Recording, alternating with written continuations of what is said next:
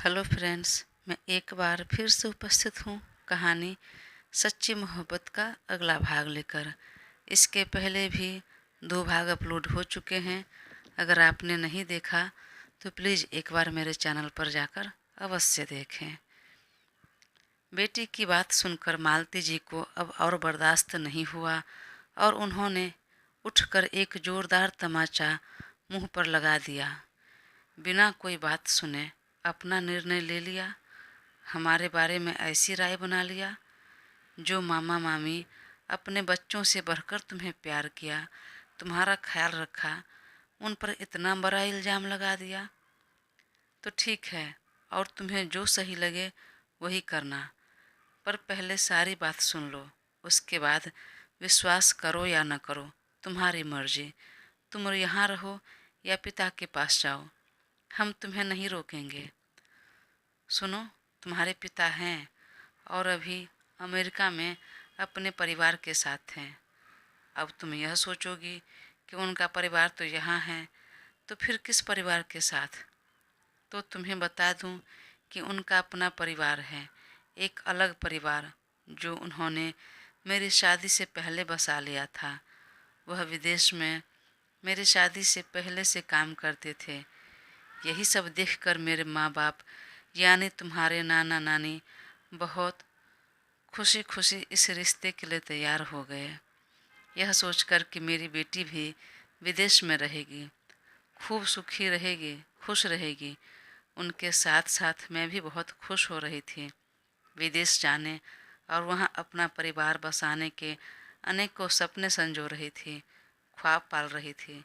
लेकिन यह सारे सपने तो धराशायी हो गए, सारे ख्वाब ख्वाब ही रह गए। जब शादी कर मैं ससुराल गई और वहाँ मुझे पता चला कि ये पहले से शादीशुदा हैं। वो मुझसे शादी तो बस अपने घर वालों के दबाव की वजह से किए थे और मैं उन्हें बेहद पसंद आ गई थी। इसलिए भी पता है, शादी करके जब मैं पग फेरे के रस्म के लिए यहाँ आई, उसके बाद फिर ससुराल गई और 10 दिन के बाद जो ये वापस विदेश लौट गए, तो आज तक वापस लौट कर नहीं आए हैं। इस बीच में मैं माँ बनने वाली थी, तुम पेट में आ गई थी। मैंने उन्हें कितनी चिट्ठियाँ लिखी, कितना कॉल किया, पर एक का भी जवाब नहीं दिया। तब तुम्हारे दादा दादी ने मुझे घर से भगाने का सोचने लगे, लेकिन मैंने घर छोड़ने से इनकार कर दिया, यह कहकर कि मैं यहीं रहूँगी, मैं कहीं नहीं जाऊँगी। तो घर वालों ने मुझ पर तरह तरह के इल्ज़ाम लगाना शुरू कर दिया कि बच्चा मेरे परिवार का नहीं है।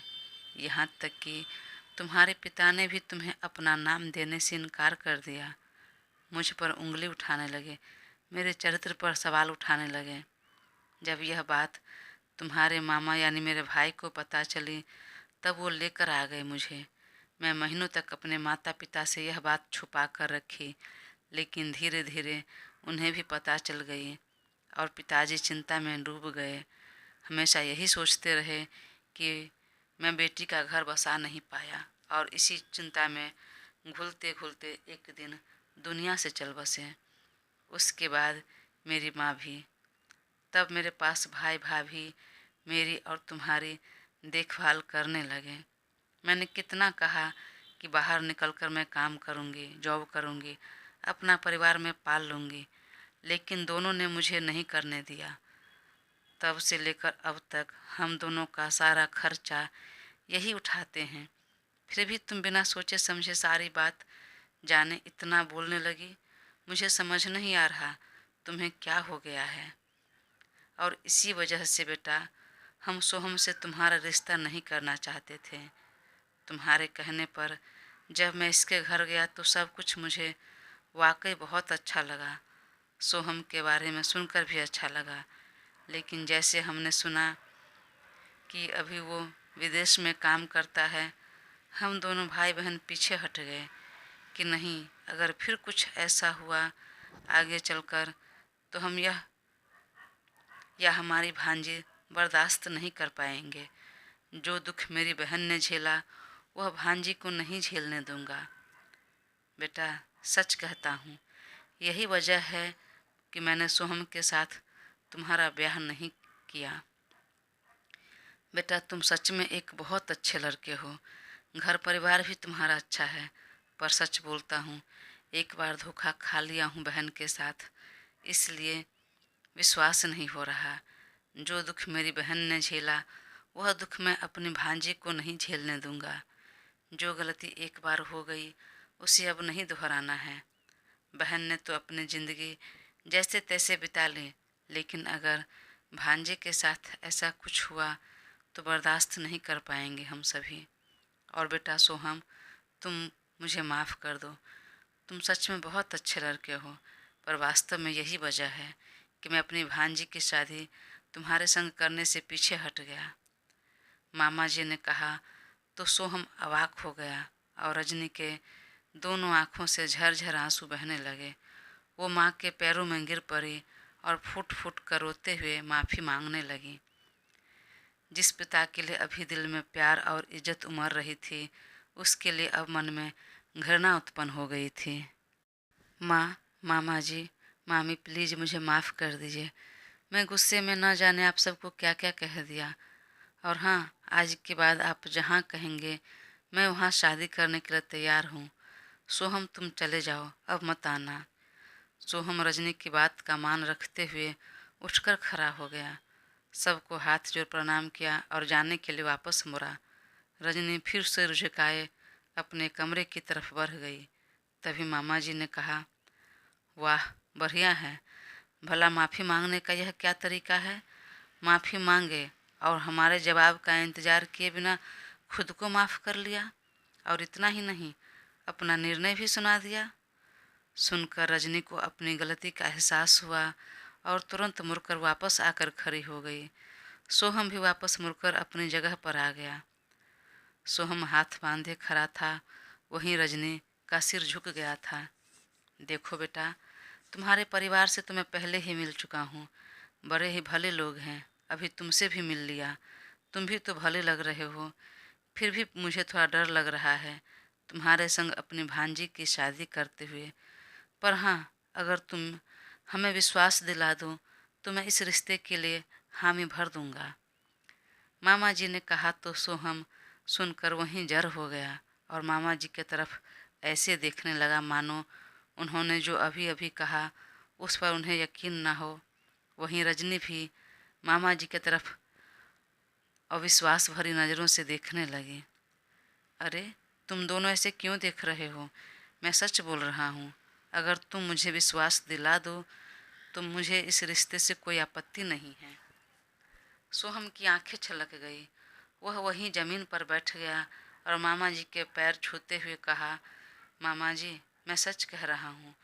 रजनी से मैं बहुत प्रेम करता हूँ और मैं विदेश में बस काम के सिलसिले में कुछ महीनों के लिए गया था, वहाँ बसने के लिए नहीं, और अब कभी जाऊँगा भी नहीं। तो आप बेफिक्र रहिए।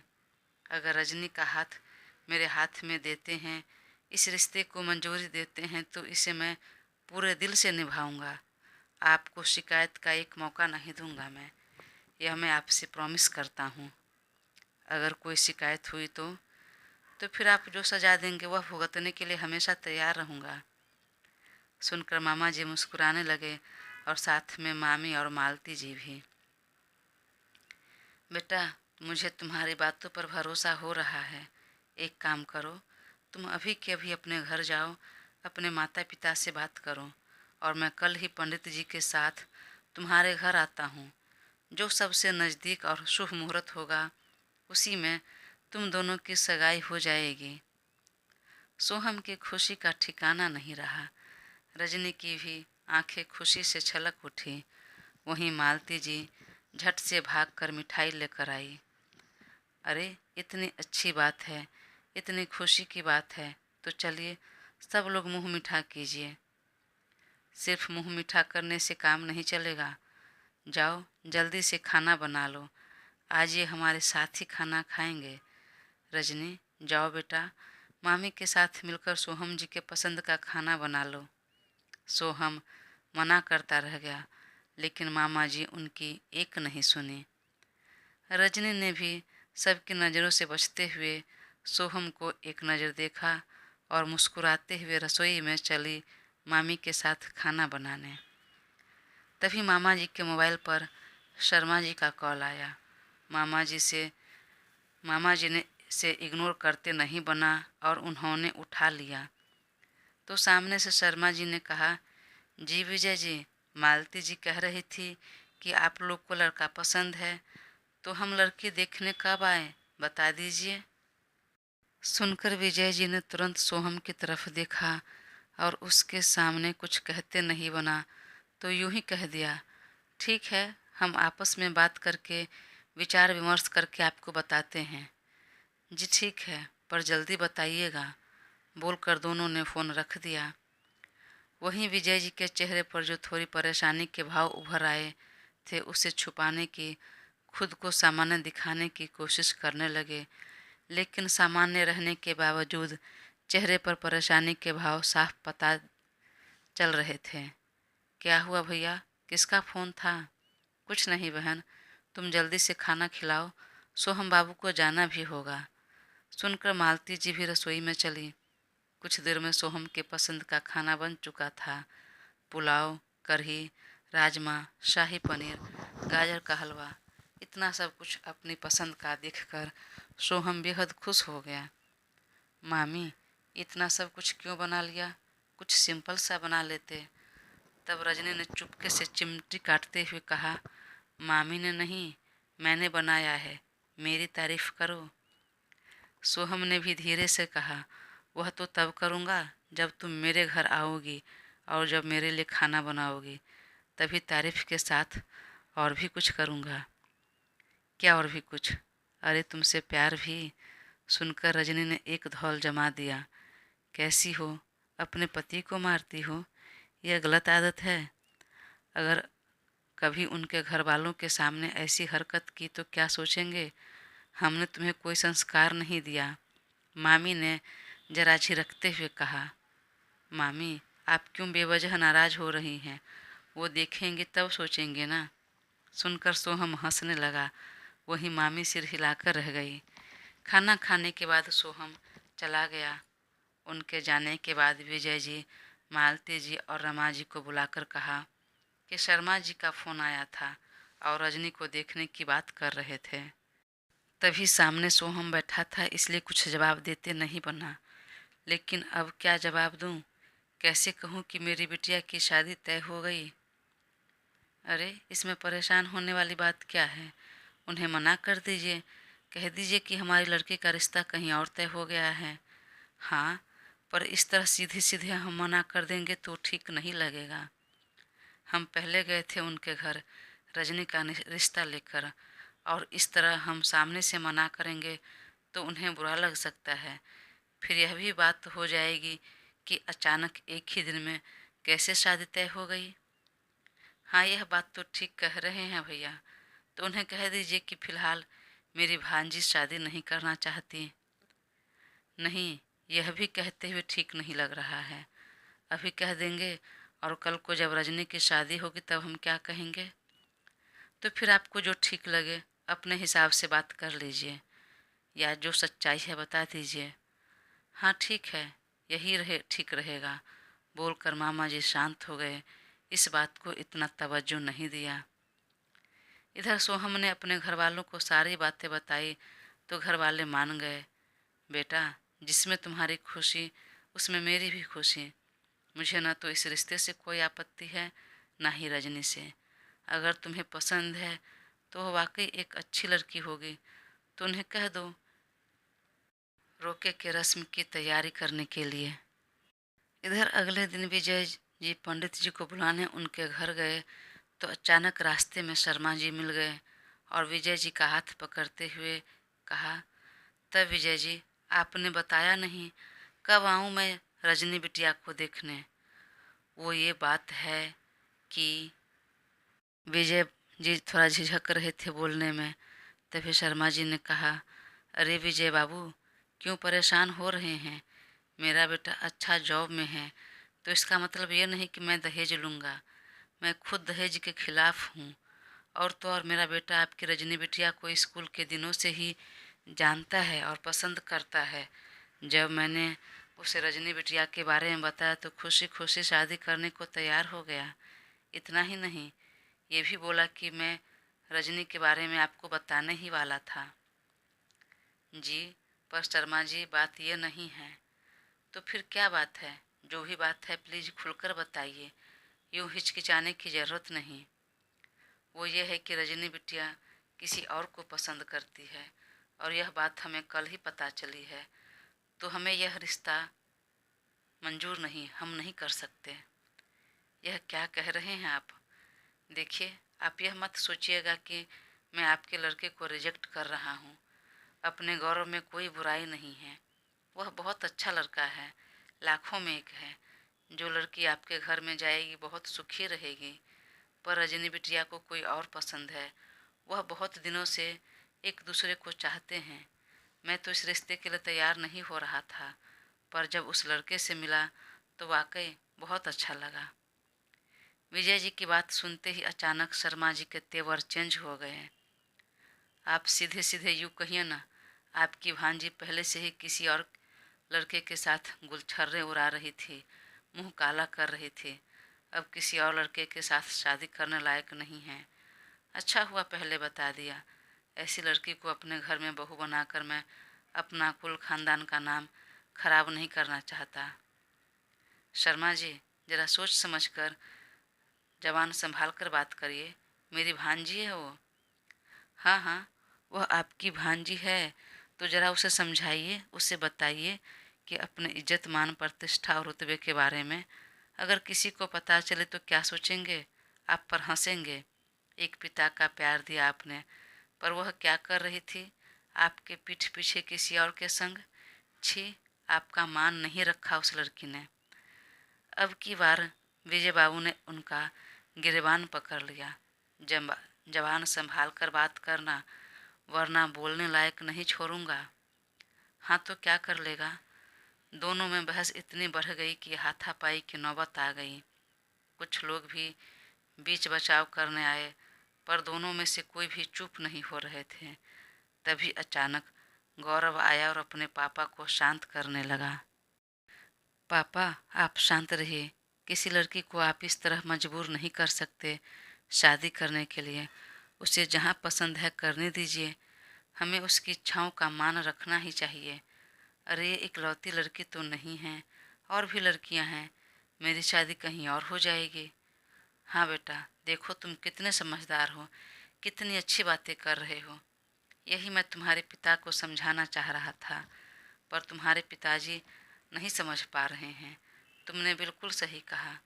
तुम्हें रजनी से भी ज़्यादा अच्छी लड़कियां मिल जाएगी। गौरव ने दांत खींचकर विजय जी की तरफ देखा और हाँ में सिर हिला दिया।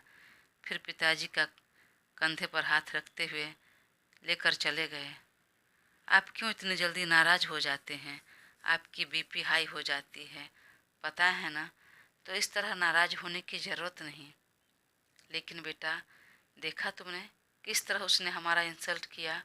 एक तो सामने से चलकर रिश्ता लेकर आया, और जब हम तैयार हो गए, उसे तुम भी पसंद आ गए, तो पीछे हट रहा है।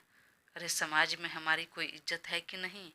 यह बेटी का पिता होकर हमें इनकार कर रहा है।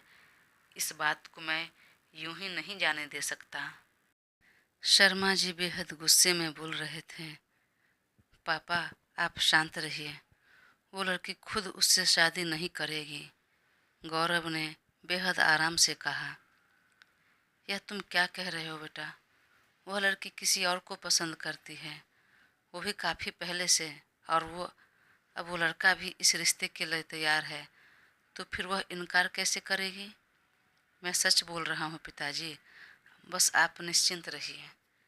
इधर जब दोनों बाप बेटा चले गए तो विजय जी भी पंडित जी के घर गए और उन्हें सारी बातें बता दी। तब पंडित जी चलने के लिए तैयार हो गए। उसी शाम को अपने पूरे परिवार के साथ पंडित जी को लेकर विजय बाबू सोहम के घर पहुँचे, जहाँ उनका बहुत मान आदर हुआ। विजय बाबू ने अपनी बात रखी तो सोहम के परिवार वाले भी खुशी खुशी मान गए। पंडित जी ने अगले सप्ताह रोके की रस्म की मुहूर्त निकाली और उसके 1 महीने बाद शादी की। दोनों परिवार काफ़ी खुश हुए और इसकी तैयारी करने लगे। रजनी और सोहम भी अब काफ़ी खुश थे। हम लोग इधर सभी रस्मों की तैयारी करते हैं, तब तक तुम लोग भी साथ में कुछ शॉपिंग कर लो और घूम फिर लो, थोड़ा समय बिता लो। दोनों के परिवार वालों ने कहा तो रजनी और सोहम एक दूसरे की तरफ देखकर इस तरह मुस्कुराने लगे मानो मन की मुराद पूरी हो गई हो। कुछ दिनों में दोनों की शॉपिंग हो गई। इधर घर वालों ने लगभग सारी तैयारी कर ली। सारे मेहमानों को खबर पहुंचा दिया गया। इसी बीच सोहम रजनी को लेकर एक क्लब में गए जहां गौरव भी था। गौरव ने जब दोनों को एक साथ देखा तो गुस्से में उसकी मुट्ठियां बंद हो गई, गर्दन की सभी नसें टाइट हो गई। फिर भी खुद को सामान्य करने की कोशिश की और चेहरे पर एक कुटिल मुस्कान आ गई। स्कूल के समय से मैं तुम्हारा पीछा कर रहा हूँ, लेकिन तुम इसके पीछे पागल हो रही हो। यह मेरे सामने कहाँ टिकने वाला है। उसको तो मैं वो मज़ा चखाऊंगा कि तुम उसे हकीकत तो क्या सपने में भी याद नहीं करोगी। फिर अपने बालों में हाथ फिराते हुए वहाँ से वह निकल गया। इधर बेटे के समझाने के बावजूद शर्मा जी बेहद गुस्से में थे। विजय जी के इनकार को अपना अपमान समझ बैठे थे और उसका बदला लेने के लिए के फिराक में थे। इधर सारी तैयारी करते करते वह दिन आ गया जिस दिन रोका होना था। सब लोग आ गए थे, पंडित जी भी आ गए। रजनी अपने कमरे में अच्छे से तैयार हो रही थी। तभी पंडित जी ने आवाज़ लगाई, जल्दी से लड़के लड़की को बुलाइए, मुहूर्त का समय हो रहा है। मामी ने तुरंत कमरे में आई और कहा, बेटा चलो, मुहूर्त का समय हो गया है। रजनी तब मुस्कुराते हुए हाँ में सिर हिलाकर कहा, बस आ रही हूँ मामी। बेटी को मुस्कुराते हुए देखकर मालती जी को भी बहुत सुकून मिला। वह भी बेहद खुश थी। बेटी को इतना अच्छा लड़का और परिवार मिला था। उन्होंने बेटी के सिर से बलैया लेते हुए कहा, बेटा हम लोग बाहर जा रहे हैं, तुम भी जल्दी से आ जाओ। रजनी ने हाँ में सिर हिला दिया। अच्छे से रेडी होकर वह कमरे से निकलने लगी। तभी मोबाइल पर एक अननोन नंबर से मैसेज आया। रजनी ने पहले इग्नोर करना चाहा, लेकिन साथ में यह भी लिखा हुआ था कि यह रोके की रस्म करने से पहले एक बार इस वीडियो क्लिप को देख लेना, जिस सोहम पर तुम आंख बंद कर भरोसा करने जा रही हो, अपना जीवन बिताने की सोच रही हो, उसकी सच्चाई क्या है तुम्हें पता चल जाएगा। रजनी का कलेजा धक धक करने लगा। उसने तुरंत वीडियो क्लिप देखा तो उसमें सोहम किसी और लड़की के साथ इंटीमेट हो रहा था। देखकर वो सन्न रह गई और हाथ से मोबाइल गिर गया। दोस्तों, कहानी का अंतिम भाग मैं बहुत जल्द अपलोड करूँगी। तब तक प्लीज़ अपना साथ बनाए रखें और चैनल को सब्सक्राइब कर मुझे ज़रूर सपोर्ट करें। Thank you.